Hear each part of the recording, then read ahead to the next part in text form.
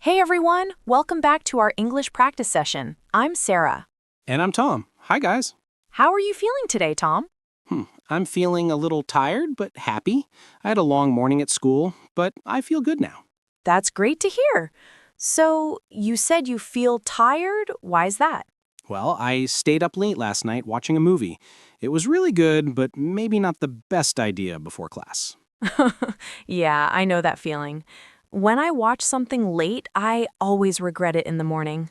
Exactly. But it was a funny movie, so I went to bed in a good mood. Good. So, right now, you feel tired and happy at the same time?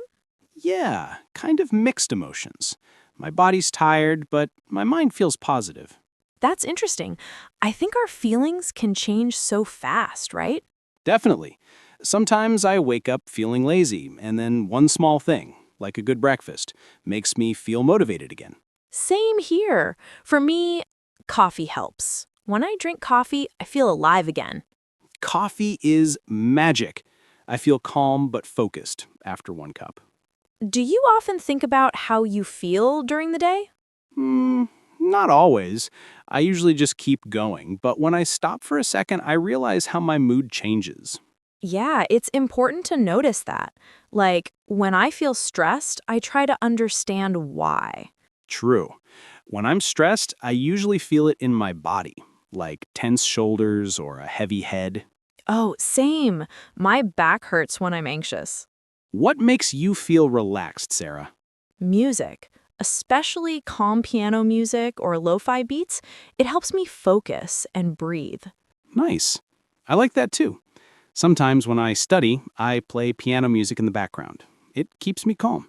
Yeah, it creates a peaceful space. You know, feelings really affect how we study. Exactly. When I feel happy or calm, I learn faster. But when I'm angry or sad, I can't focus at all. Same for me. When I'm frustrated, I just close the book and take a break. That's smart.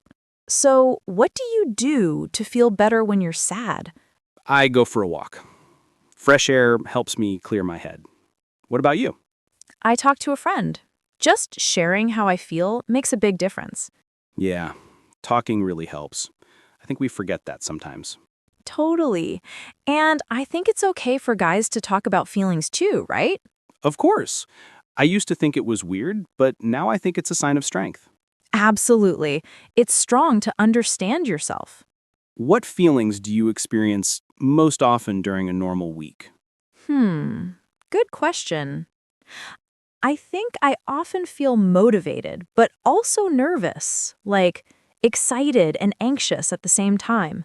Yeah, I get that. Before exams, I feel nervous, even if I studied well. Right. It's like your brain knows you're ready, but your body says, nope, panic now. Exactly. Do you have a memory when you felt really proud of yourself? Yeah, when I gave my first English presentation, I was super nervous, but I did it. Afterward, I felt so proud. That's awesome. I remember mine too. I almost forgot my lines, but everyone clapped and I felt confident. That's the best feeling, when you overcome fear and feel strong after. Do you think feelings change with age? Hmm, maybe. When I was younger, I used to get angry faster. Now I try to stay calm and think first. Same here. I feel like I understand emotions better now. Yeah, and I think that's part of growing up. When was the last time you felt really calm? Last weekend, I went to the park with a book. The weather was perfect, and I just sat there for hours. That sounds nice. I love quiet moments like that too. What about you? Yesterday night, I listened to soft piano music before sleeping. It made me feel so peaceful. You always mention music. It's really part of your emotional balance, huh? Yeah, definitely. Music is like my therapy. That's cool. For me, it's sports. When I play basketball, I feel free. Oh, nice. Exercise helps release stress too. Yeah. After playing, I feel tired but happy. I think tired but happy is one of the best feelings. It means you used your energy well. True. It's better than feeling tired and stressed. Do you think people should talk more about emotions in school? Absolutely. We learn math, science, and history, but not how to handle feelings. Exactly. Emotional education is important too. If we talked about feelings more often, maybe people would feel less alone. That's a beautiful thought. Thanks. What's one feeling you want to experience more often? Hmm. Maybe peace. I want to feel calm more often. That's nice. I think I'd choose confidence. Confidence is a good one. You already sound confident when you speak English, though. Thanks. I'm getting there. What about negative emotions? Which one do you struggle with? Probably frustration. When things don't go as planned, I get upset easily. Same here, especially when my code doesn't work or my internet is slow. The classic student struggle. Yep, but now I try to breathe and remind myself it's temporary. That's a good technique. I'm learning to do that too. How do you usually express your emotions? Like when you're happy or sad? When I'm happy, I smile and talk a lot. When I'm sad, I usually go quiet.